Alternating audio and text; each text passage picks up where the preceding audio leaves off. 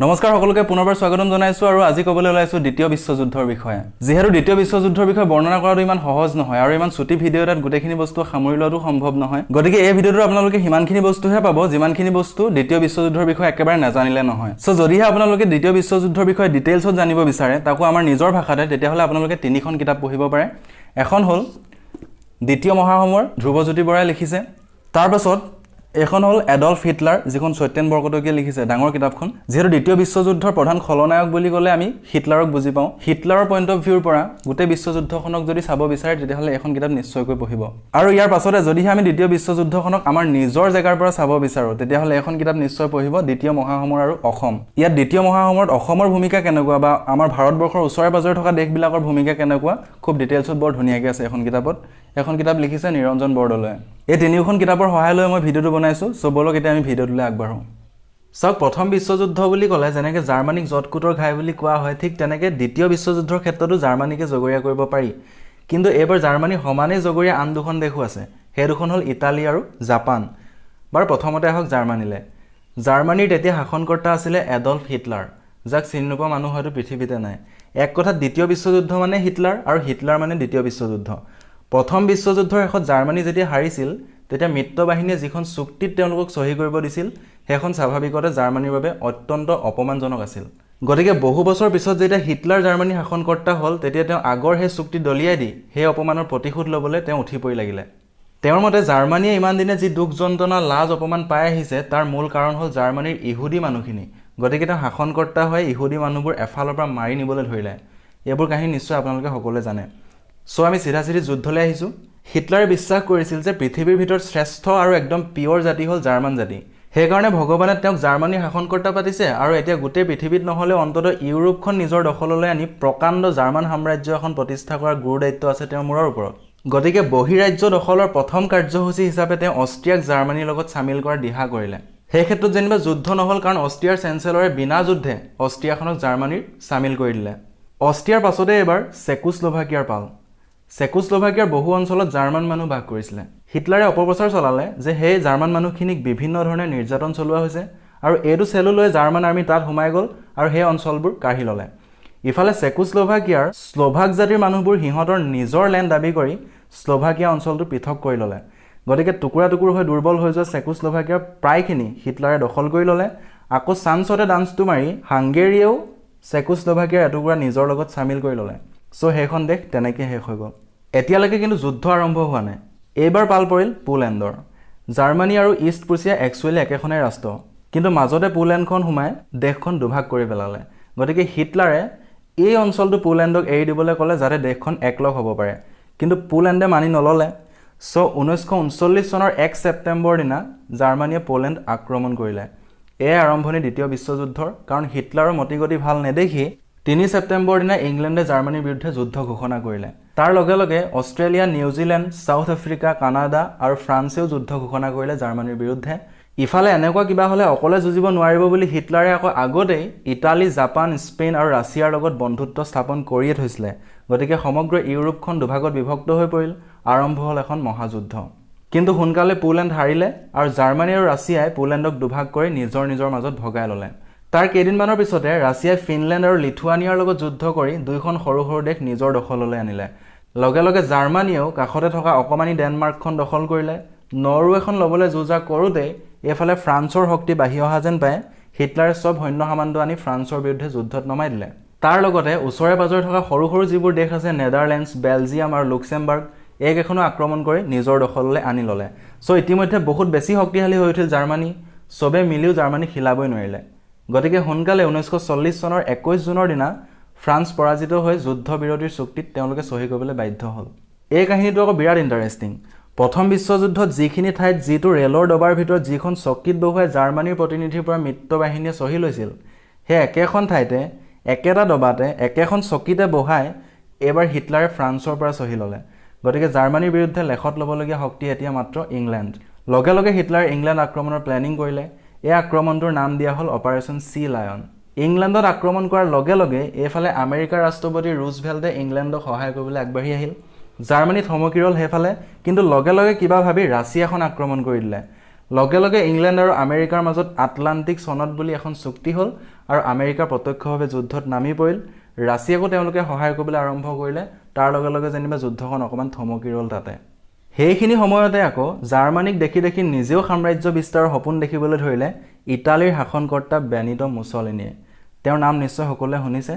তেওঁ কি কৰিলে, জাৰ্মানীক পূৰা সহায় কৰি নিজেও ইংলেণ্ডৰ বিৰুদ্ধে যুদ্ধ ঘোষণা কৰিলে। তাৰে প্ৰথম কাৰ্যসূচী হিচাপে তেওঁ ইজিপ্তত থকা ব্ৰিটিছখিনিক আক্ৰমণ কৰিলে। কিন্তু জাৰ্মানীক দেখি জ্বলি মৰিলেও ইটালিয়ানখিনি ইমান বেছি শক্তিশালী নাছিলে, গতিকে ব্ৰিটিছক সহজে বলে নোৱাৰিলে। সেইকাৰণে অলপ দিন সেইফালে যুদ্ধ বন্ধ কৰি এইফালে গ্ৰীচখনকে কাঢ়ি লওঁ বুলি গ্ৰীচ আক্ৰমণ কৰি দিলে। কিন্তু বেচেৰা মুছলিনী এইবাৰো যুদ্ধত সম্পূৰ্ণ পৰাজিত হ'ল। লগে লগে তেওঁ জাৰ্মানীক সহায় বিচাৰিলে। হিটলাৰে ক'লে যে তেওঁলোক লগ লাগি প্ৰথমতে যুগোস্লাভিয়াখন অধিকাৰ কৰিব আৰু তাৰ পাছতে গ্ৰীচ আকৌ আক্ৰমণ কৰিব। কিন্তু এইবাৰ ইটালীৰ আৰ্মিবোৰ জাৰ্মান কমাণ্ডৰ মতেহে চলিব লাগিব। এনেকৈ হিটলাৰে আওপকীয়াকৈ হ'লেও ইটালীক নিজৰ তললৈ আনিলে। তাৰপিছত তেওঁলোকে একেলগে যুগোস্লাভিয়া আৰু গ্ৰীচ আক্ৰমণ কৰিলে। ইতিমধ্যে ৰোমানিয়াই জাৰ্মানীৰ বশ্যতা স্বীকাৰ কৰি ল'লে। আকৌ বুলগেৰিয়াই নিজৰ দেশৰ পৰা জাৰ্মানীক যুগোস্লাভিয়া আৰু গ্ৰীচ আক্ৰমণ কৰিবলৈ সুবিধা দিলে। গতিকে চব ফালৰ পৰা হেঁচা মাৰি ধৰাত যুগোস্লাভিয়াই মাত্ৰ 11 দিন যুদ্ধ কৰি হাত দাঙি দিলে। তাৰ 7 দিনৰ পিছতে গ্ৰীচৰ প্ৰধানমন্ত্ৰীয়ে আত্মহত্যা কৰিলে আৰু গ্ৰীক সেনাইও ছাৰেণ্ডাৰ কৰি দিলে। এতিয়া এইফালে যুদ্ধ শেষ কৰি ইটালীয়ে আকৌ ইজিপ্তৰ ফালে ব্ৰিটিছৰ লগত এখুন্দা লাগিলে। পিছে বেচেৰাহঁতে আকৌ খেদা খালে। আকৌ জাৰ্মানীয়ে তেওঁলোকক সহায় কৰিব লগা হ'ল। তথাপি তাত ইংৰাজসকলক অষ্ট্ৰেলিয়াই সহায় কৰাত আক্ৰমণ এইবাৰলৈ যেনিবা তাতে ৰ'ল। গতিকে সেইখন যুদ্ধৰ পৰিৱৰ্তে হিটলাৰে ৰাছিয়া আকৌ আক্ৰমণ কৰাটোহে বেছি লাভজনক হ'ব বুলি ভাবিলে। কাৰণ ইতিমধ্যে জাৰ্মানী এখন প্ৰকাণ্ড সাম্ৰাজ্য হৈ পৰিছে আৰু শক্তিও আগতকৈ বহুগুণে বাঢ়ি গৈছে। ফুল কনফিডেন্সত হিটলাৰে ৰাছিয়া আক্ৰমণৰ প্লেন বনাই পেলালে, যাৰ নাম দিলে অপাৰেশ্যন বাৰবাৰোছা। 1941 চনৰ 22 জুনৰ দিনা আক্ৰমণ আৰম্ভ হ'ল।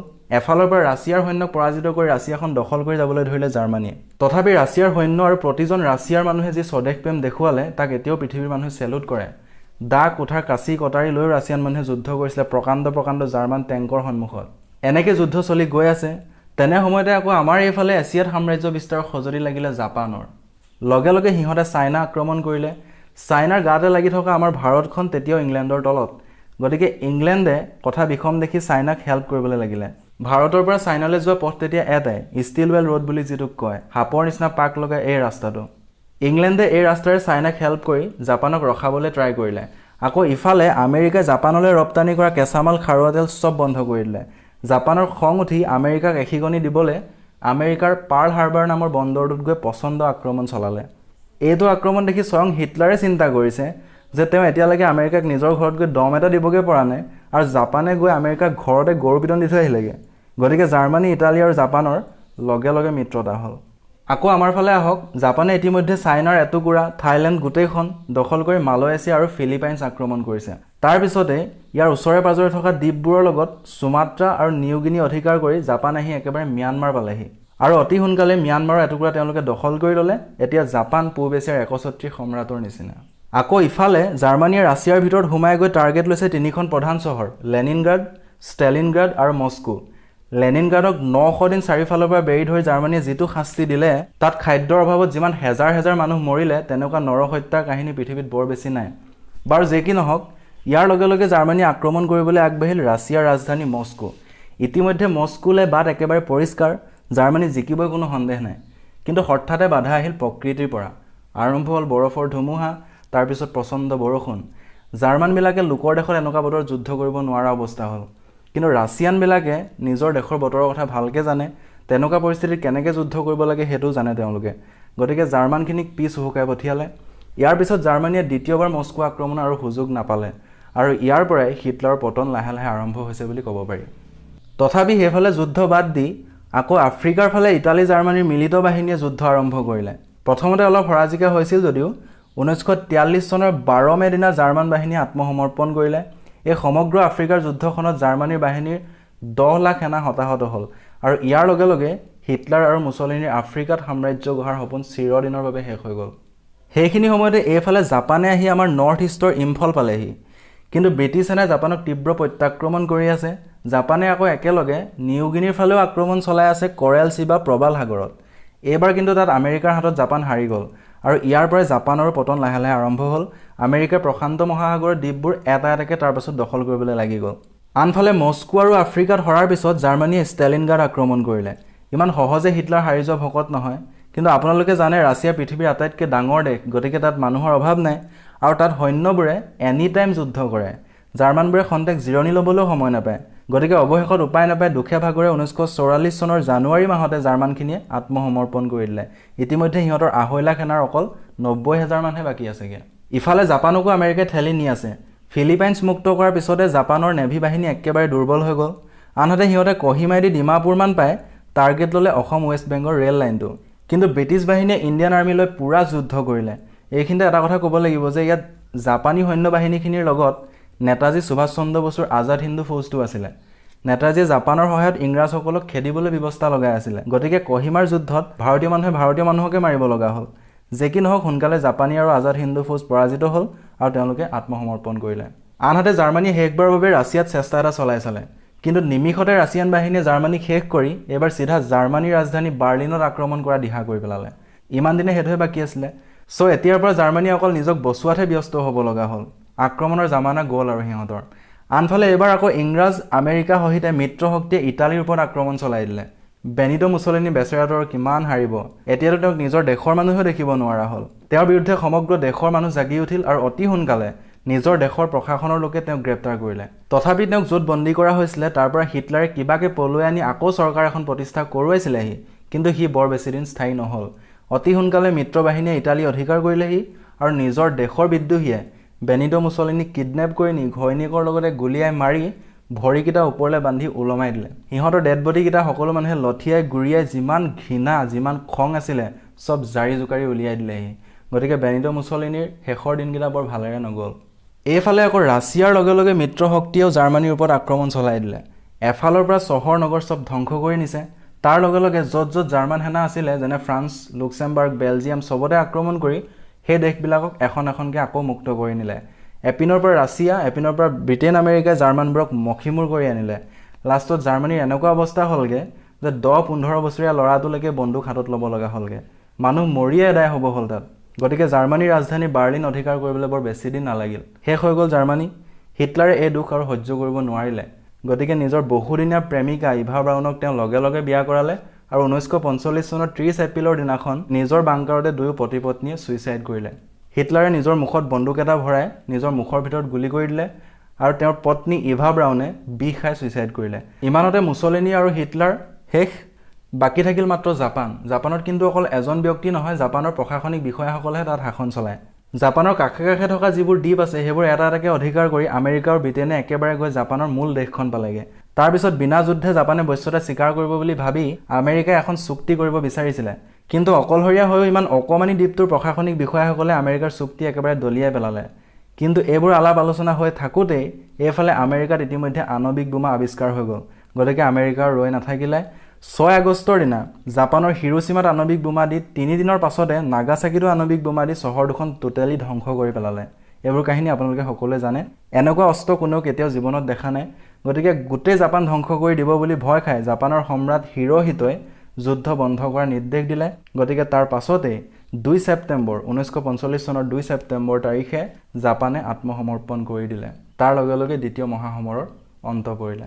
চ' যদিহে আমি জাৰ্মানীয়ে পোলেণ্ড আক্ৰমণ কৰাৰ দিনাৰ পৰা দ্বিতীয় বিশ্বযুদ্ধ আৰম্ভ হৈছে বুলি ভাবোঁ, তেতিয়াহ'লে গোটেই যুদ্ধখনৰ ডিউৰেশ্যনটো হ'ল 6 বছৰ এদিন। এই যুদ্ধখনত 1 কোটি 7 নিযুত সেনা আৰু 1 কোটি 8 নিযুত সাধাৰণ মানুহৰ মৃত্যু হ'ল। লগতে $10,000 কোটি সা সম্পত্তিৰ লোকচান হ'ল। এয়াই হ'ল ইতিহাসত পাহৰিব নোৱাৰা দ্বিতীয় বিশ্বযুদ্ধ বা দ্বিতীয় মহাসমৰ।